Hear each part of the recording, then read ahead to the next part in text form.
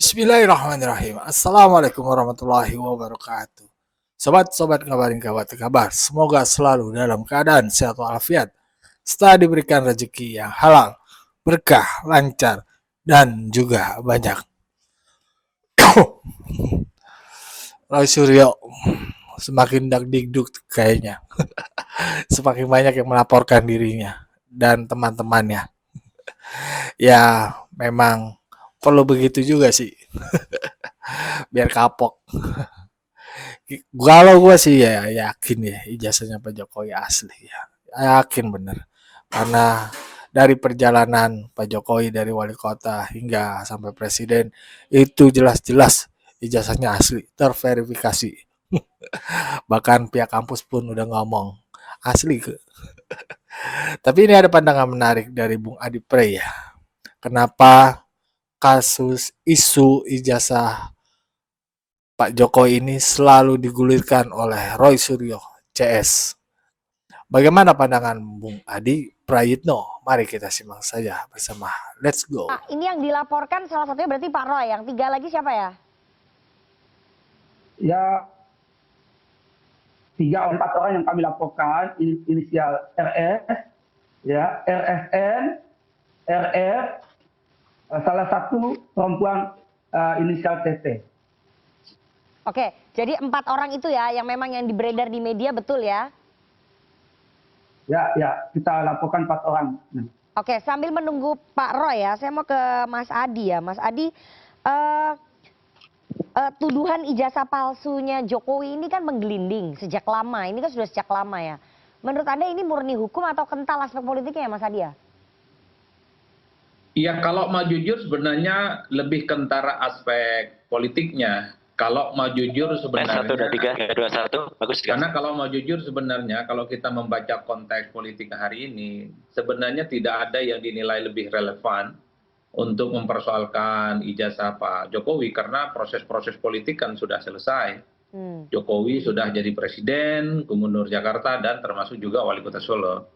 Jadi itulah yang kemudian membuat publik bertanya-tanya apa sebenarnya yang membuat pihak-pihak tertentu kembali mempersoalkan terkait dengan ijazah mantan Presiden Republik Indonesia. Karena apapun ya sebenarnya Rifana ini tidak akan mengubah apapun gitu ya, bahwa Pak Jokowi pastilah tetap presiden, pernah jadi gubernur dan pernah jadi wali kota. Wajar kalau kemudian ini terjadi kegaduhan yang kemudian tidak berkesudahan dan berujung pada lapor-melapor. Itu yang pertama ya. Kalau sudah dilaporkan semacam ini, pastinya dari pihak Jokowi itu merasa dituduh dan merasa difitnah. Itu yang kemudian membuat ini kemudian dibawa kepada jalur hukum. Makanya tinggal kita tunggu sebenarnya siapa yang paling kuat dan adu argumen termasuk adu data soal bagaimana pembuktian ijazah ini di masa-masa yang akan datang. Saya kira memang di situ, Rifana. Oke baik, jadi menurut Mas Adi aspek politiknya lebih kental.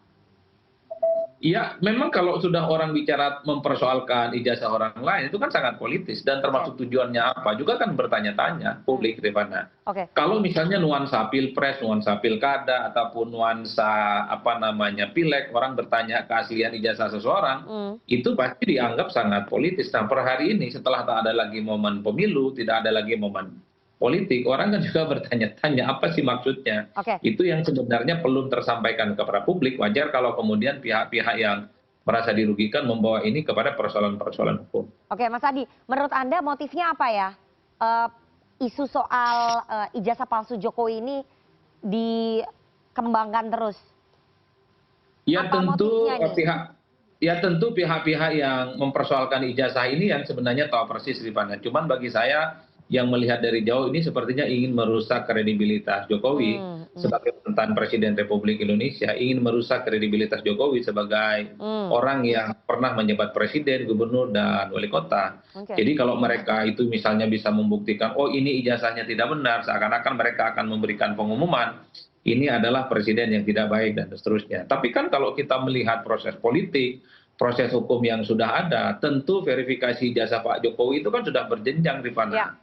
Waktu nyalon wali kota Solo, gubernur Jakarta, termasuk calon presiden Republik Indonesia 2 kali, saya kira itu sudah diverifikasi cukup matang ya. Bahkan ke kementerian juga dikonfirmasi soal keaslian ijazah seseorang. Itu yang kemudian membuat ketika muncul tuduhan-tuduhan ijazah ini, pihak-pihak yang seperti Pak Jokowi merasa dirugikan melalui kuasa hukumnya melaporkan ini kepada pihak-pihak hukum. Baik. Saya kira di situ memang konteksnya. Ya, oke. Mas Adi, jadi tuduhan ijazah palsu Jokowi ini kan tidak kunjung usai ya. Apakah kemudian menurut Anda isu ini sepertinya memang sengaja terus dipelihara? Ya sulit sebenarnya untuk bisa membantah. Nah, kenapa hanya Jokowi yang dipersoalkan ijazahnya? Saya kira begitu banyak pejabat-pejabat publik di negara kita mungkin ya perlu juga dipertanyakan. Oleh karena itu, kenapa di awal saya bertanya, apa sebenarnya motif terpenting soal mengusut persoalan ini kembali? Karena kalau kita lihat realitas politiknya, kan ada beberapa hal yang sulit dibantah. Ketika di Solo, kemudian di Jakarta, termasuk jadi calon presiden di Republik Indonesia, pasti ijazahnya sudah terkonfirmasi itu valid, Rifana. Pengakuan dari dekan Fakultas Kehutanan UGM juga mengkonfirmasi sesuatu yang valid.